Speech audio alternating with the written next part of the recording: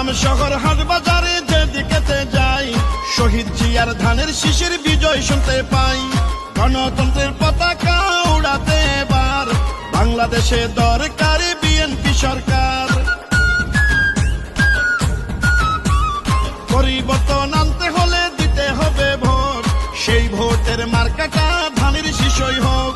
বাংলাদেশের ঘরে ঘরে একটাই চাওয়া, তারেক রহমানকে নিয়ে এগিয়ে যাওয়া। রাষ্ট্র মেরামতের 31 দফা বাস্তবায়ন করতে হলে ধানের শীষের বিজয় প্রয়োজন। কৃষক শ্রমিক জেলে তাঁতি ধোপা মজুর কয়, নির্বাচনে হবে এবার ধানের শীষের জয়।